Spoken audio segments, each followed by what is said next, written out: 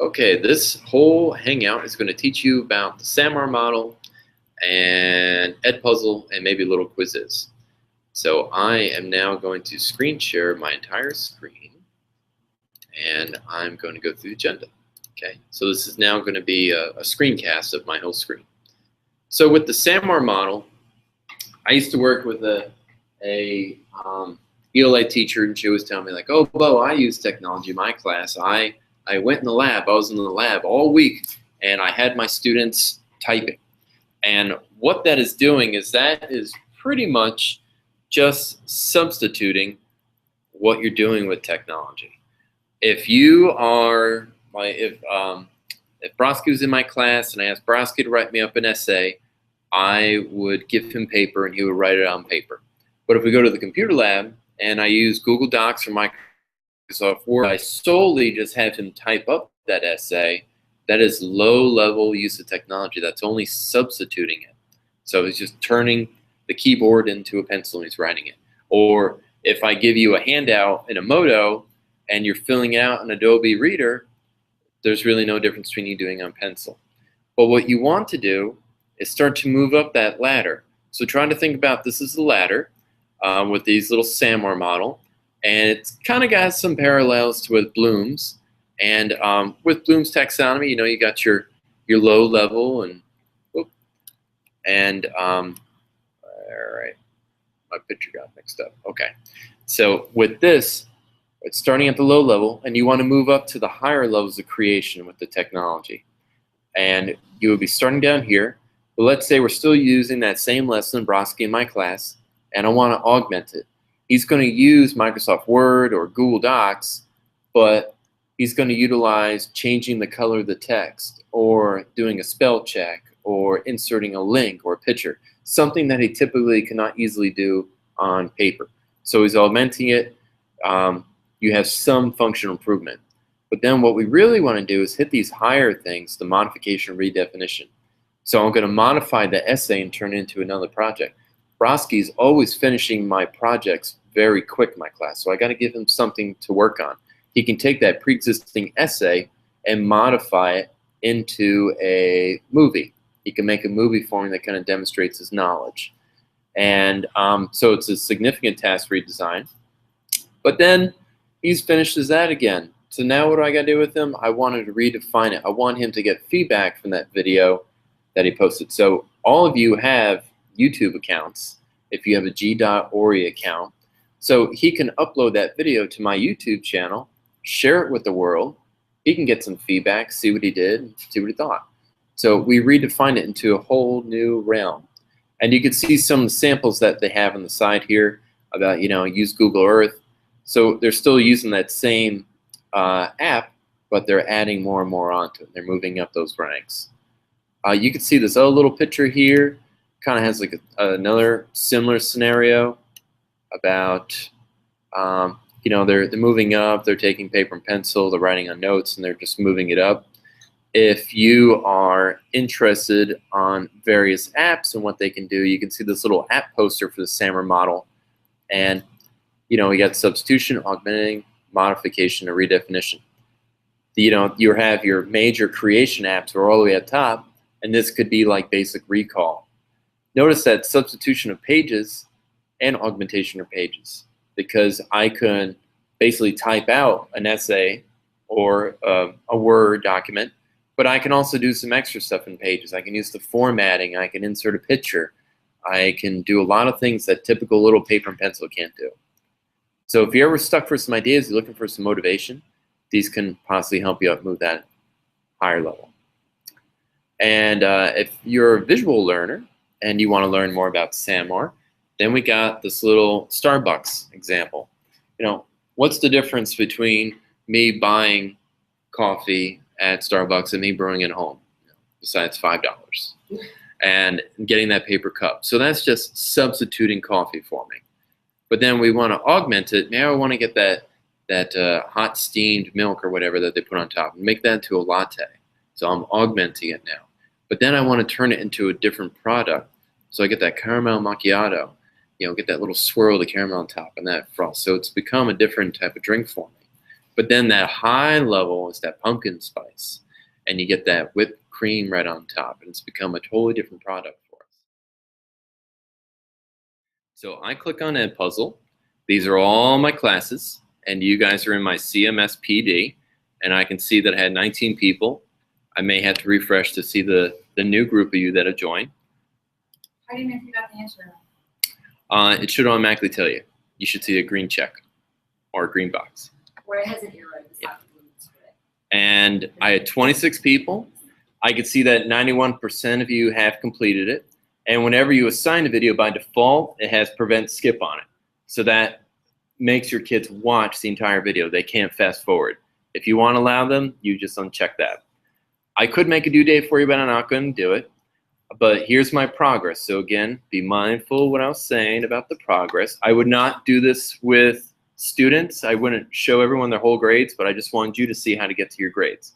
So I would go to progress, and here's my data back. Since I had all multiple choice questions, it automatically graded it for you.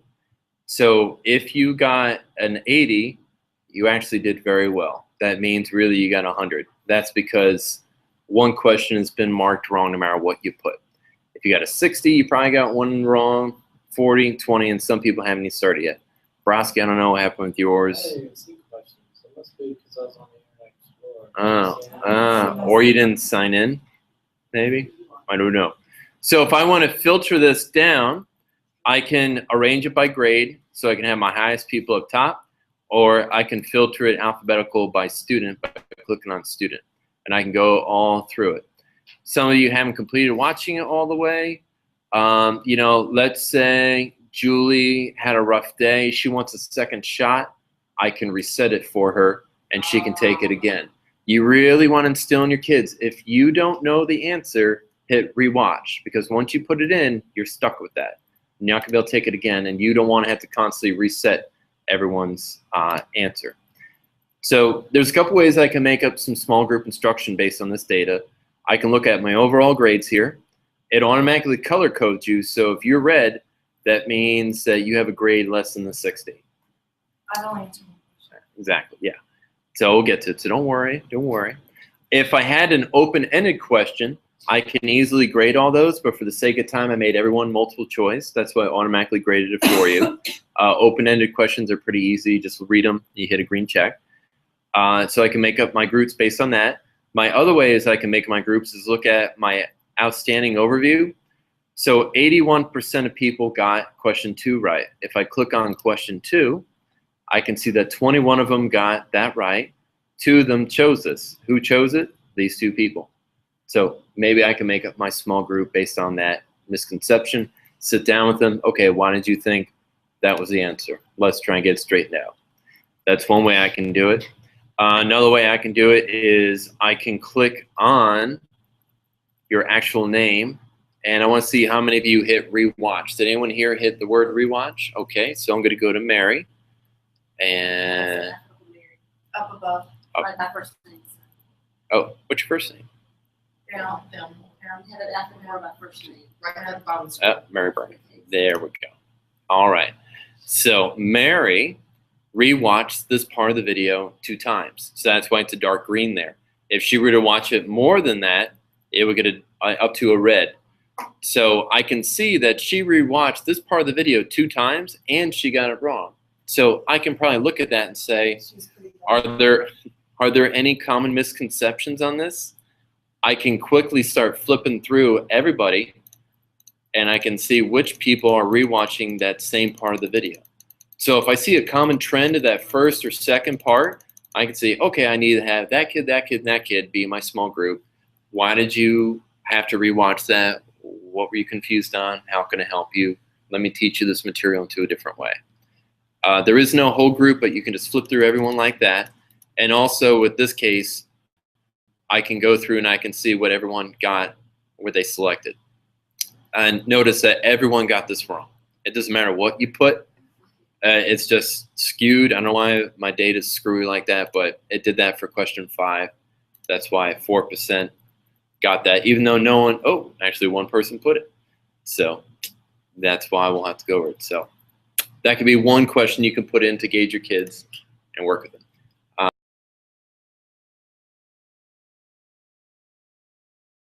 Maybe it just needs to think about it more. Well, if I were to go to my class, my members, That's what I did. yeah, And if I delete them, it deletes everything that we've done.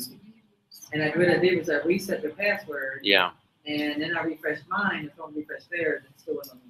yeah. It almost seems like you would have to remove them. But it was only a few students, like 1 or 2. Yeah, That it happened. yeah. So I would try to have them try it again, sign in with their Google account. That's the best way to do it. And hopefully you shouldn't have that issue again. Okay. Anyone else? Amy, you look like you're about to ask something. I just Good. So we have to set up classes. And Yeah, if you want to set up a class, you want to see how to do it? You don't Okay. have to add our kids' names to the one. Right, good. You don't have to put in names. So this is how you make a class. That was the best part. So I would go to my classes, yep. And then you hit plus add class. You know the tabs across. And then you give it a unique name. What is it, block 2, 3, 7, 8, I mean, I just, I mean, it's like, you know, And pick your subject and I did. and your grade. And save. You don't have to. So we got the data. I would have broken it up before, but we're going to be running short on time. So I will show you all how to find a video and edit it. If you should all be on search right now. I bet that's where lots of you already were. And on my search page, I can instantly look at all these popular videos. And as long as you are selected EdPuzzle, these have little icons on them. So this little Chris Graham video had a green question mark. That means there's questions in this video already. I can take this guy's video, I can reword the questions, I can delete the questions, I can add mine on top of his. I can just pretty much use what he has. This one done by Santi has that little yellow speaker note. That's a teacher note. So if I were to click on it and play it, somewhere in the video, there will be a little narration that the teacher said, or they kind of recorded their voice over it. It'll be kind of like a little pop-up. The red scissors mean that the video was cropped. They probably took some off the beginning and end. If you don't like the middle of the video, then you can only take off something from the beginning or the end. You have to kind of deal with it if it has a bad middle, or just make 2 separate videos and splice them together. But that's the only way you can take some beginning and end. And if you see a blue speaker, that is the teacher's voice recording over the entire video going through. So there's no original voice. So something like that may come up where you find this awesome YouTube video, but the guy has some inappropriate language at some points, but the visual stuff is perfect. So you can record your voice over the whole thing if you wanted to. Some other things that you can think about in the high school, they're really big into notes with PowerPoint. You could turn your PowerPoint presentation into a video, upload the video to here, insert your questions into it, get that data back from your kids to gauge their level of understanding. And you can check it. But here's how you would find a video. So if you can all just find any old video on that screen, and we're just going to edit it. I'll take you through the process of quickly editing it. Creating, what's the edit one that's already created? Yeah, yep. We're just going to go through one that's already made. So you can search for a topic up here, and I think a lot of you already started that. And you can also search for a teacher. So if you know a teacher is already using this, you can search for them by name. And I know Kelly's big into it, so I'm just going to search for Kelly's name. And these are going to pull up all Kelly's videos. While it's loading, if you notice on the left-hand side, it's pulling videos from all these other sites too, but they don't have questions in them. It just says we're pulling from YouTube, we're pulling from Khan Academy, but it's not pulling from Discovery Ed directly. If you want to get a video from Discovery Ed that you know is grade level subject matter appropriate, download that to your computer, upload it right into this site, and you can use it. All right, so here's some videos by Kelly. This animal intelligence, I think I'll go with that. So just find a video, and then you want to hit the blue Use It button. Or if you played the video, you hit Use This video there.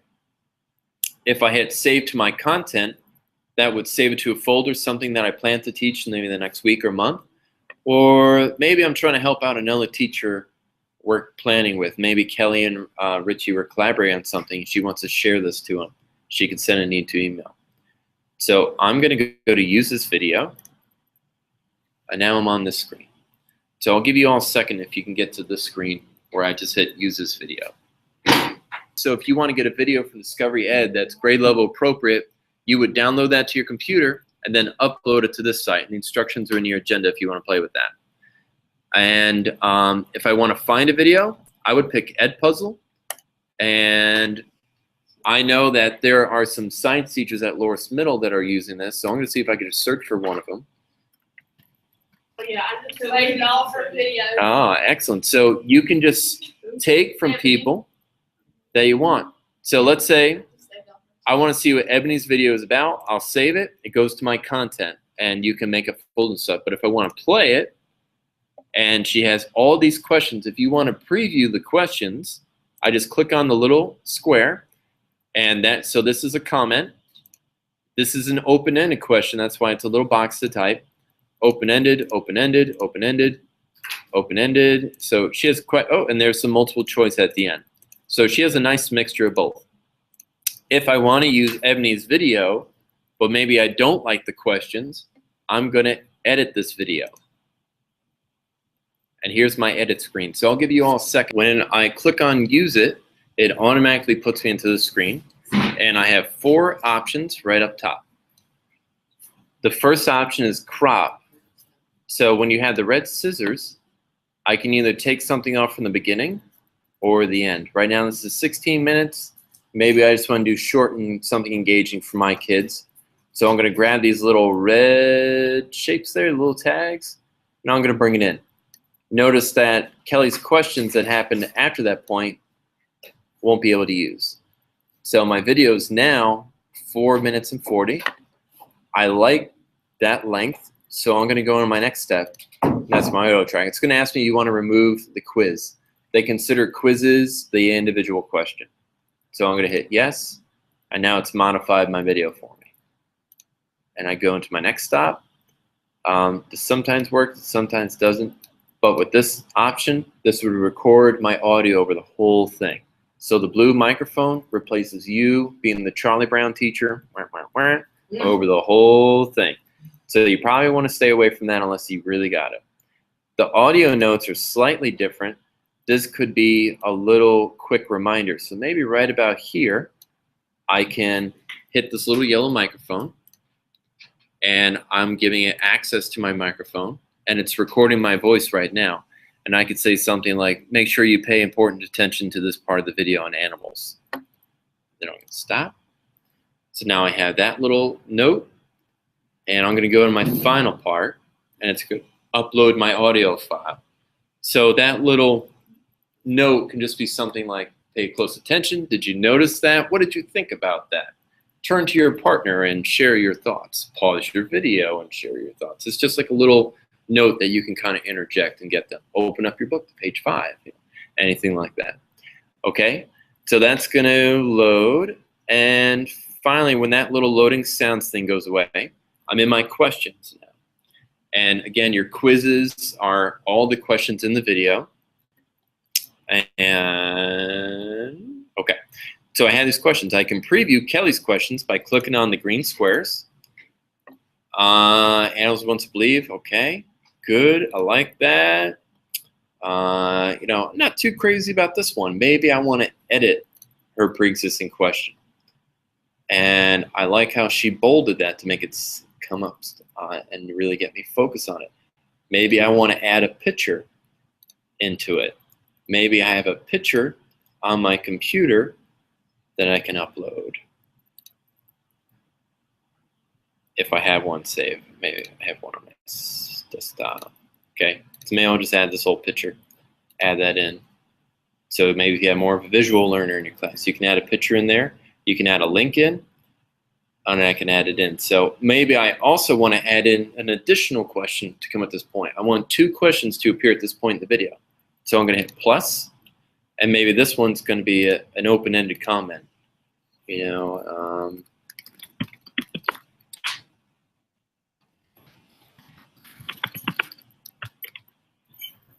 and I save it. So I have 2 questions that pop up at that point in the video, and now I continue and I move on. And maybe I don't like this question at all, so I can trash it if I wanted to. So I'm happy with this video. I'm good to go. I'm going to save it, and I'm going to be done with it. It's in English. If you want to add in multiple tags so that other people around the world can help find this video, you can do that. I'm going to save and exit. And now I'm on this screen. These are all my classes that I've created already. If you want to do multiple classes, you would just check off all your other ones if everyone's doing the same thing. And by default, prevent skipping is already selected, so your kids cannot fast forward that video. If you want to do a due date, you can have it appear at a certain time. I had an art teacher had a great idea. I want this video to only come up on this day at this time, and if they're not around to watch it, then they are out of luck. So he was trying to get them to really come to class and get there on time, and it was kind of like his warm-up. If you're not around for the warm-up, you miss out. That's your extra points that you can do. But you can set up a specific time that you want to appear and when it would show up on their screen. So that's going to be up there for 2 a.m. So I'm assigning it. That means I get data back. If I just want to share it, that's just sending the video out, not getting data back. You could share it to your kids. Maybe it's just a little independent. Maybe you 3 are further ahead than everyone else. So just go watch that video and give me some time to work with the people that need me. I can email it to Broski because I know we're collaborating on a lesson together, or I want to sign it. So it's signed, and boom. And here's my classes that I would show up, all my classes. I have a question. Yes, ma'am. Where you were just at assigning and sharing. If I want to assign it to my classes for Friday, but I'd like to share it before Friday with whoever I'm collaborating with, Sure. how do I do? I can do both. Yeah.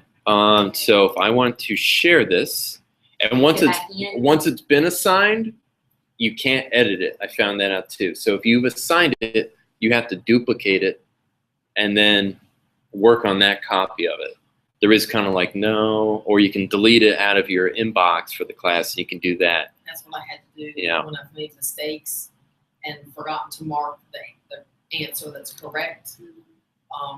I couldn't just go back in and edit that and make it correct. I had to delete the original, copy the video, delete the original, and then put in the new, which was a pain. So I taught myself to be really careful because I messed up a lot at the beginning. That's a great point. Be mindful what you put is correct or right. So I just shared that with you. So you should have just gotten an email. And I can also assign it to my kids for, it's going to be coming up on a particular due date. So I could share it and then get back and assign it right. Mhm. Okay. Yep. And when you went into that one video and made your own edits to that, the person who had the original video and their questions, would they still be able to find their video, or is it going to automatically change that one No. to everything we have? Great question. That becomes mine. And sometimes if you want, you might include your name at the end of it. So people are looking up like, oh man, I know Miss Rand has more of the honors kids questions, but I know Bo's copy of the video is more for my lower students. So this could be a great way for you guys to help lighten the load when you're doing collaboration. Like, okay, I'll do the high flyer questions and you do the low flyer questions. We'll each do the same video, but we'll each, do a modified version of it. But yeah, once you change the name of it, it ends up under my content, and these are all my videos throughout all my lessons I've been doing. I can move some to a folder if I really want to group them. Like Ebony Livingston at Lower Middle has some awesome science videos. I can just make up a science video and just put them all into there. Make a folder set up like that. Okay. Any other questions on here? All right. How about would you guys rather just do the quizzes and we'll be done? Because I know you want to have some time downstairs, go potty and do all your stuff. So we do the quizzes. I'm going to give you a Quizizz on EdPuzzle to help me break you up into next week. So today, I just wanted to give you a little taste of EdPuzzle, and then I'm going to analyze that data, and that way I'll know how to break you up who really needs my help with EdPuzzle. So how about we'll do that? That way you can have some potty time and do what else you got to do. But if you want to play with any of these resources in your own time, you can. I will definitely allow you to dive deeper into them in the meantime. But this is one of those tools that if you really want to do it, check it out within the next day or two, or you're going to forget about it. And just try it with one class, and you can do that. So this is Quizizz. This is a self-paced Kahoot. The problem with the Kahoot is, they're engaging, they're fun, the kids love them, but either A, I don't know if all the teachers are aware or if they're utilizing the data from Kahoots to help drive small group instruction, or the kids are so panicked to answer the correct question and in the right time because they're trying to beat each other, that they're not reading the question, they're getting it wrong, or you're looking up here and then you look down here to match up the color, you hit the wrong color by mistake. So I find Kahoot has not been that reliable for me, but with Quizizz, it's a self-paced Kahoot. You have everything right in front of you. They have these very funny memes inserted into the website that I did not generate. It comes with the website, so you may get a couple of these right, and all of a sudden a photo of Chuck Norris will pop up. So yeah, you got it. So they come with it, or the Olsen twins from Full House will pop up. It's just random. It's funny. So if you would just go to join.quizizz.com, and then you just type in that code, and I'm going to show you what the data looks like. This will be about a 5-minute assessment. And it's going to randomly generate a funny little avatar to you. If you joined the game, you should see who you're going up against and what their other avatars are going up. If you have some students in your class that are a little nervous about how they're viewed by their peers, you might want to let them know ahead of time. Turn your volume down, because every time you get one wrong, you're going to hear this very loud, obnoxious dun dun. So if you're worried, or if you're worried yourself, you can always plug in your headphones. If you want anybody looking at you, it's like, geez, this person's getting along right. Well, so we got 4.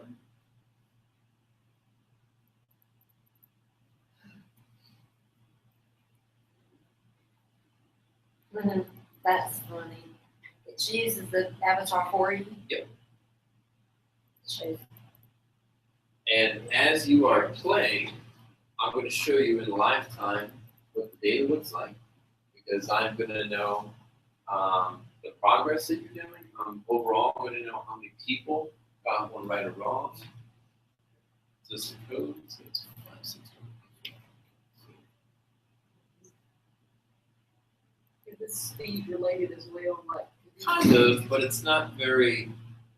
I think they put more on questions that you get right or wrong.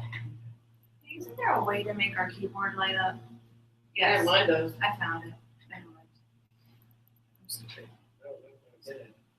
It's function and then the little rectangle with the, don't make me come over and help you find that button on your keyboard. We'll do it later after the end.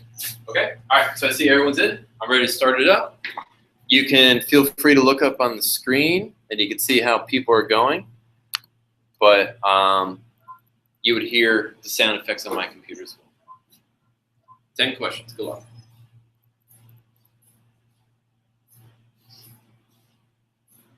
Know who needs work. So looking across, I can see what Lindy needs the most help with. Kelly, congratulations, you won that round. And Well, I wouldn't have if Kim's number 2 had shown up. She would have beat me. maybe. She got them all right. And I did. Good job, Kim. Well, Kim, good job to both of you. Be in the group with me.